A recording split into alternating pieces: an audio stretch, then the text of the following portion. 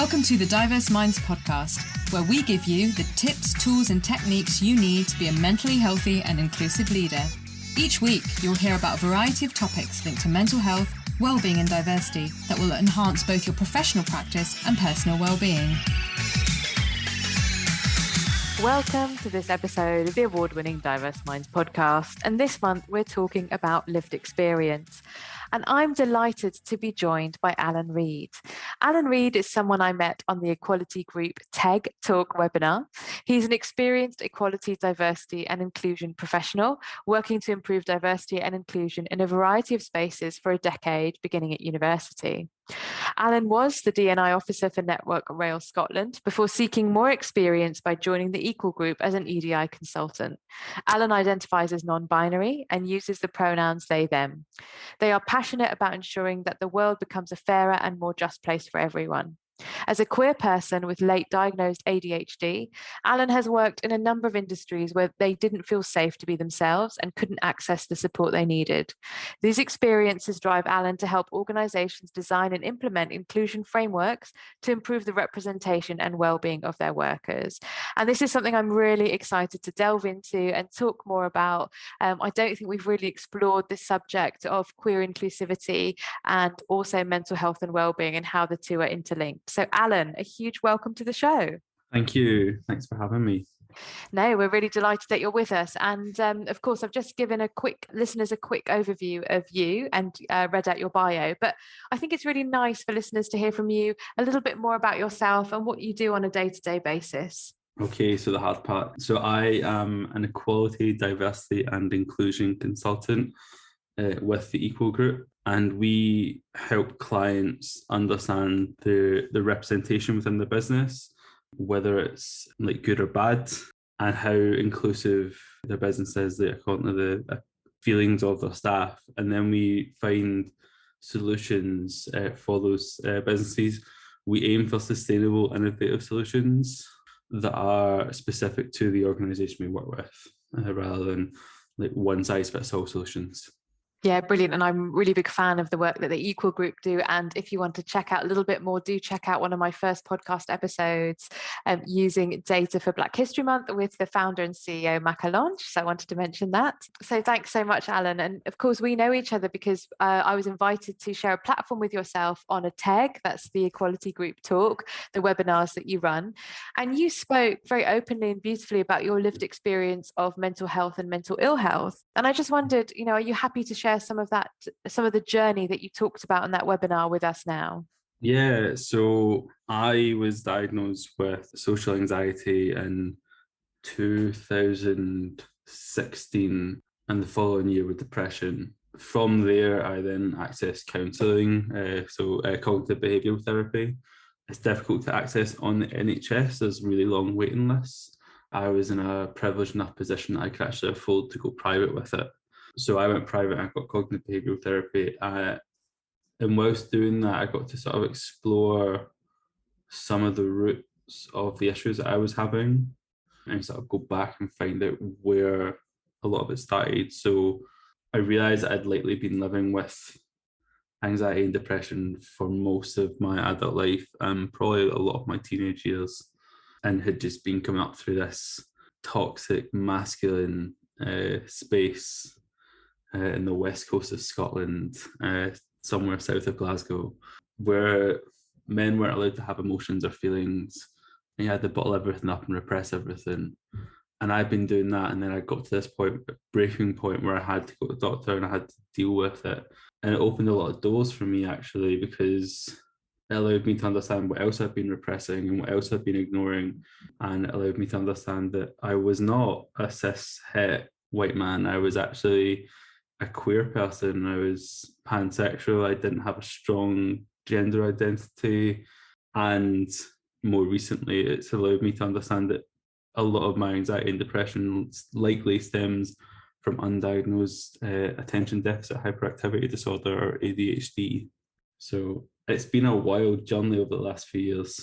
Thanks so much, Allan. And I think when you talk about, it's really interesting when you talk about West Coast of Scotland and the kind of culture that men are meant to conform to. And it's very interesting, isn't it? Because I think, yes, there is a theme UK wide, but it seems like there's something very specific to you in the way in which you grew up. And I just wondered, why do you think this is the case? Why do you think there's such a sort of preference for men to behave in the way that you describe? So you don't talk about emotions, you suck it up, you've got to be strong.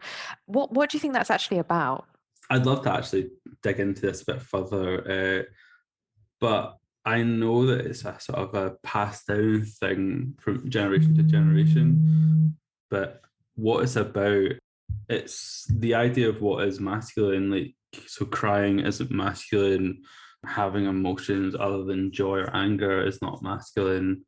And I don't think the West Coast of Scotland's unique. I think maybe parts of how it's manifested itself and how it impacts people is potentially unique. The West Coast of Scotland has a big issue with sectarianism. I grew up in a town that was very divided between Celtic and Rangers.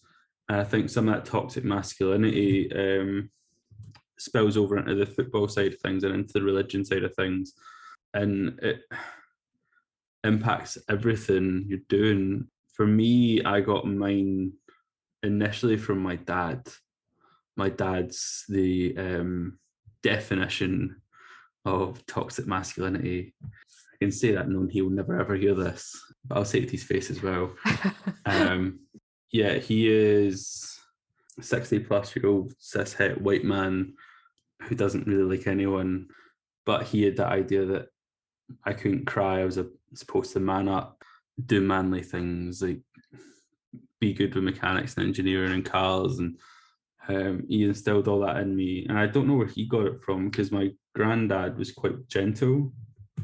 Still had some old-timey views, but I suppose it's maybe a culture. It's to do with the culture that my dad embedded himself in. So my dad worked in the railway for his entire life, and that's quite a masculine place, with those same views. And when I worked in the railway, I think it's a defense. It's not knowing if you can trust the people around you, because you've never been taught to open up and discuss your feelings and opinions in a safe space. So you then don't know if you can trust the people sat across the table from you in your office and your depot, and then you put up this masculine wall, and it's being broken down in certain places. Like, particularly with my generation, the millennial generation, and the up and coming generation, Gen Z, they are being better at breaking down that wall and discussing things openly. And I think there's like some companies doing loads of work to try and break it down in their organizations. I seen a statistic the other day actually that 73% of construction workers feel safe discussing their feelings with their co-workers. But this was a huge shift from like just 10 years before, where like only 14% of construction workers felt safe opening up to their co-workers. And I was like, that's people putting in the work to change the culture there and address issues of toxic masculinity where men don't open up about their feelings and emotions, and don't seek help. Yeah, and this is why we always have to talk about mental health and culture, don't we? And I think, you know, I say that everyone has a culture, and there is often a sense, and I don't know what you think, Alan. So you've talked about the railway industry, for example, that has a culture, the construction industry, that has a culture. You've given a sort of a really helpful overview of kind of family cultures. Then you've got geographical culture, and it's so important, because if we don't understand that and unpick that, I think then we can't always find, you know, what the best route for support is, given our own barriers, but also maybe, you know, we still want to work somewhere. How do we navigate that?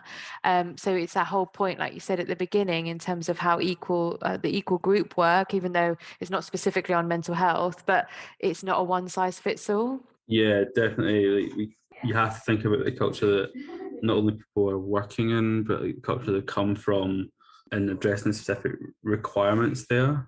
Like, I don't know what it's like to grow up as a South Asian Muslim man. I don't know what the social pressures are from family, from culture, from your local mosque. But by the same token, I don't really know the pressures for like someone who grew up in London as a white Protestant. I have my experience growing up in a sort of mixed Protestant Catholic family in the west coast of Scotland, and I know the pressures that I had.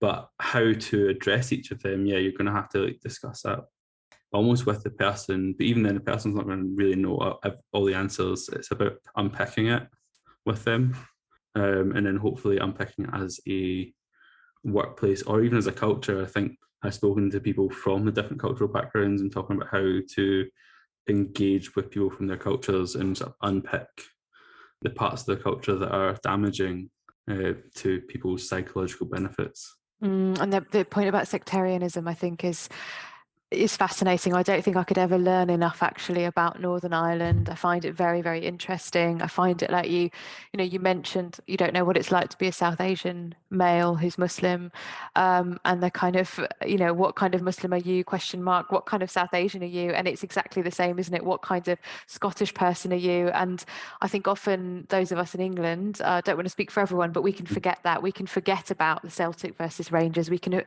forget about the effect of that if you're not in it day to day. So it's having an awareness and then really living it. And I think, like you've said, in order for us to understand, we have to really listen, and that not only helps that person's mental health and well-being, but ours too. Yeah, I think helping someone else to unpick the impact of their culture on their mental health and well-being, see what's happened, how that's manifested itself, can help you look internally at your own. And even where there's that cultural difference, say between Muslim and Christian, like there's actually a lot of similarities. I work with a lot of Nigerian people whose attachment to family and particularly religion is quite strong.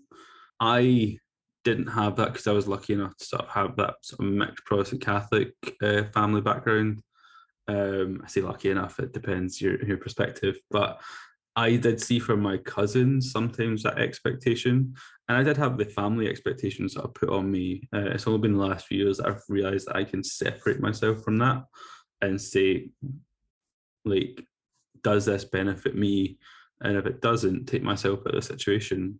Because if it's negatively impacting my mental health, me being there is not benefiting anyone else either. So I've recognised that, but I can see the similarities between different cultures. Irish Catholic and Nigerian Christian have these really similar ties to family and expectation of children. I think you see some of this in Asian culture as well. The expectation that children will go to school and get good qualifications and then go to university.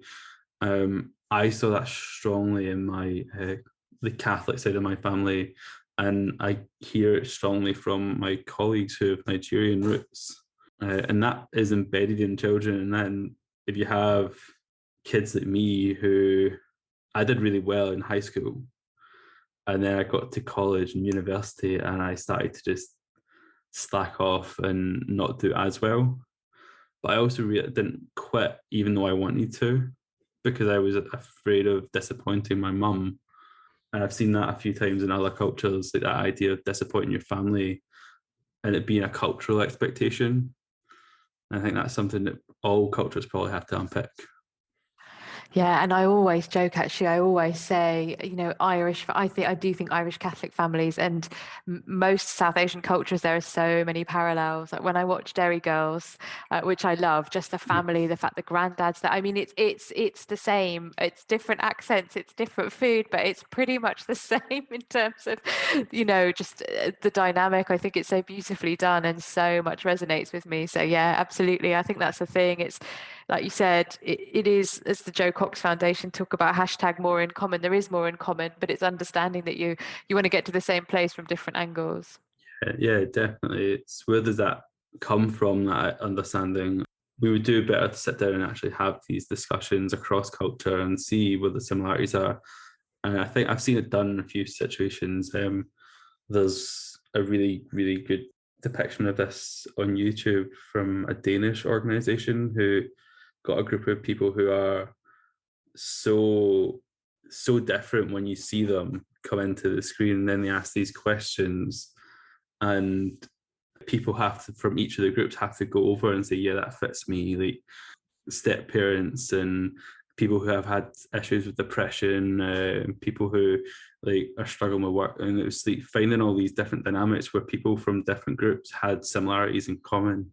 That's really part of unpicking culture, but I think it also has that when you embed yourself so much in the culture around you and define yourself by that culture, when you've got mental health problems, that you're going to find it really hard to address those mental health problems unless you unpick that.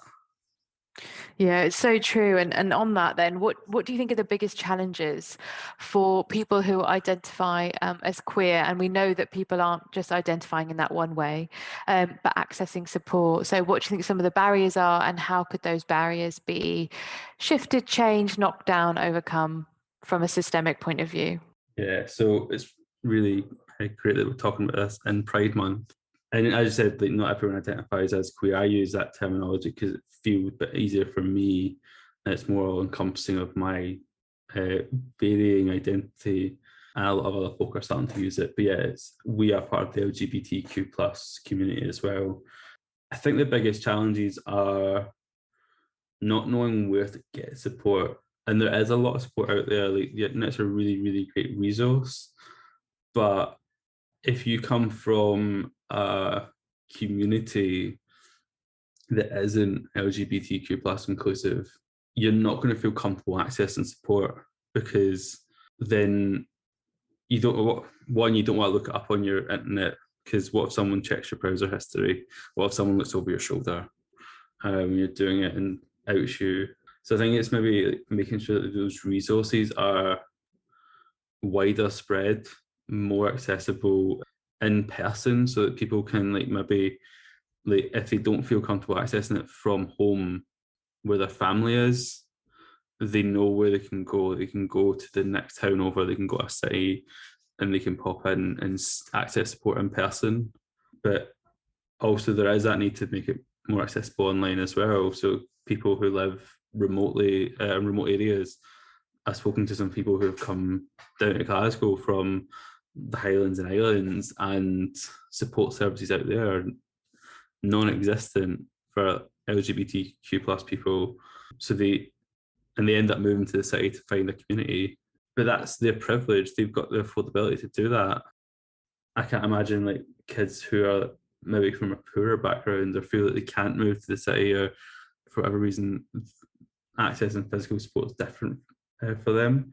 So we need those online services, but we need those online services to be maybe a bit more not as obvious. So it's easy to find, but when other people are looking at it, it's not as obvious. It's aimed at the community to help people who aren't ready to come out to their family. Yeah, I think that's probably one of the biggest challenges, is providing the support to people who aren't in safe places to come out, and making sure that by accessing support, they're not going to be outed.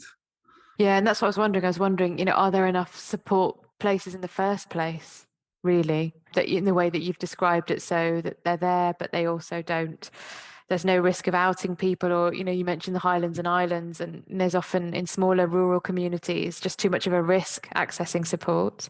Yeah. Whereas we know in cities, people will feel more comfortable. So you could be in one borough in London and you could walk 20 minutes, be in a completely different borough. You know that the chances of anyone saying anything are extremely low. And of course, you don't always get that in rural communities.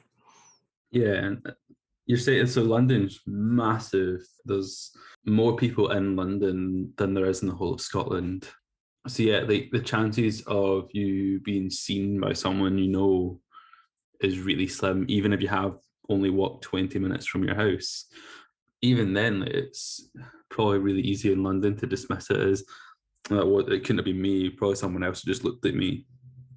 Whereas in one of these smaller villages, towns, even if you go from a town into one of the bigger metropolitan areas, so if you went from one of the surrounding towns into Inverness, the chances of someone from your town seeing you are still higher than they are in London, even if you only walk 20 minutes.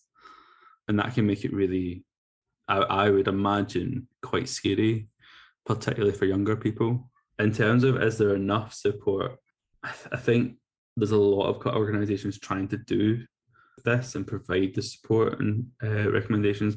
There's organisations that weren't designed for queer support but are pivoting to make sure that it's included in their services.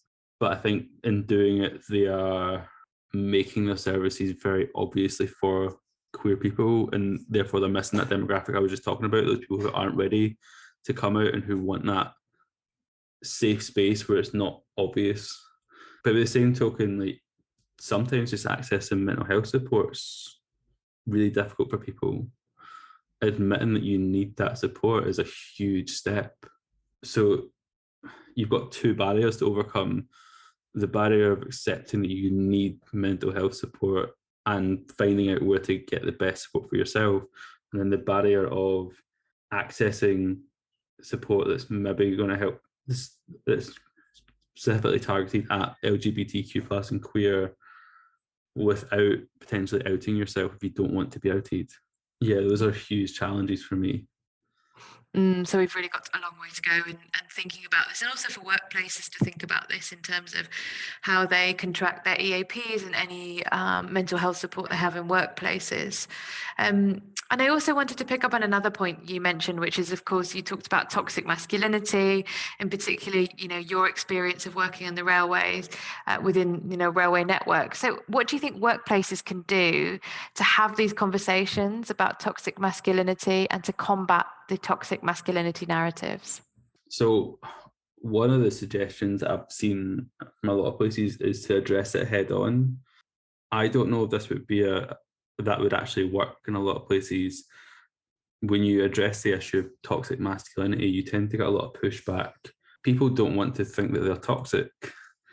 Toxic's a bad word, it's a negative connotation to it. So starting from that position of this is toxic is going to get people's backs up and potentially alienate a lot of people from the process. I think it's much more about introducing employee wellbeing, making sure that people are discussing it on a regular basis, making sure that team leaders and managers are able to effectively communicate with their staff about their wellbeing and discuss issues. The railway has some really, really great policies in relation to mental health issues and really great support services, but the people on the ground still can't talk about it. A lot of them still can't talk about it, and they're still struggling. And I think you would have much better success in actually dealing with it if you got the people on the ground to talk about it. And doing that, I think you would unpick a lot of the toxic masculinity that's in that industry. And I think a lot of other industries that are similar would benefit from the same approach. And it's just about making them aware of like what we mean by well-being, what support's out there, what can help them, and reinforcing it on a regular basis, and not being like once a year, let's do employee well-being. It has to be like, I would say, a minimum monthly, to make sure it stays on the top of the agenda. If you can unpick the toxic side of workplace culture, I think one of the best ways to do that is through employee well-being. It's not just unpicking toxic masculinity, it's unpicking homophobia, sexism, racism, not all in one go, not all like to the full degree, but it's a start for most of them. And for some of them, I think for all of them, a lot of workplaces just need to start. And that would be my most effective place to start, is with employee well-being. Thank you. I think that's so helpful, because you're right. If you say the word toxic, it's a bit like, if you call someone, if you talk about institutional racism, people push back, right? And this isn't any different. I'm not a toxic person.